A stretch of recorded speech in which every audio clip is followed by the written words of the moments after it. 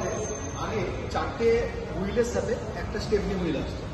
যে স্টেপনি হুইলটার কাজ কি ছিল, যদি আমাদের নর্মাল চাকাটা কোনো কারণে লিক হয়ে যায় বা পাংচার হয়ে যায়, সেটা আমরা চেঞ্জ করে আমরা আমাদের গন্তব্যে পৌঁছে যেতাম।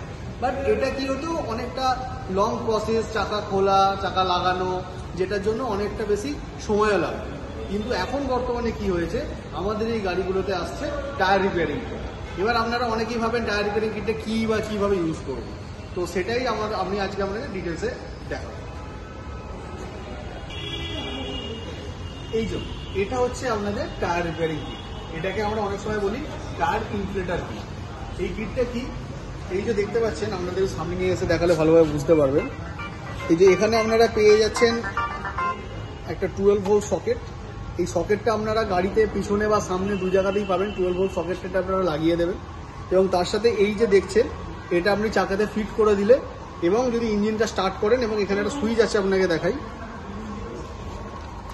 এই সুইচটা যদি অন করে দেন, দেন আপনার চাকাটা আপনারা নর্মাল হাওয়া দিতে পারবেন এবং সেই হাওয়ার প্রেসারটা আপনারা এখানে চেকও করতে পারবেন। এটা একটা হয়ে গেল। দেন এবার যদি আপনার গাড়িটা কোনো কারণে লিক হয়ে যায়, সেক্ষেত্রে আপনারা এটা কীভাবে করবেন, এখানে গাড়িতে আরেকটা জিনিস দিচ্ছে যেটাকে আমরা বলছি সিলেন্ট। এই সিলেন্টটা কোথায় লাগাবেন, প্রথমে আপনারা সিলেন্টটাকে একটুখানি ঝাঁকিয়ে নেবেন। দেন আপনাদের দেখাই আমি, এইখানে আপনারা সিলেন্টটাকে ঠিক এইভাবে ফিট করবেন।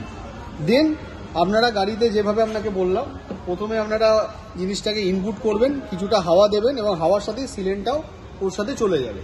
এবং চলে গেলে কি হবে, আপনার যে জায়গাটা আপনার লিক হয়েছিল বা পাংচার হয়েছিল, সেই জায়গাটা অটোমেটিক ওই যে লিকুইডটা থাকবে সেটা ওই জায়গাটা কভার হয়ে যাবে এবং আপনারা আপনাদের জায়গায় যেখানে যেতে চাইছেন পৌঁছে যেতে পারবেন। তারপরে আপনারা আপনাদের ওই চাকাটাকে আবার চেঞ্জ করে রিপেয়ার করে দেবেন। আর একটা জিনিসও দেখিয়ে রাখি, এইখানে আপনাদের যেহেতু টায়ার রিপেয়ারিং কিট আসছে, এখানে আপনারা অলরেডি একটা স্পেস দেওয়া আছে। যদি চান আপনারা একটা এক্সট্রা স্টেপনি নিয়ে এখানে রেখেও দিতে পারেন।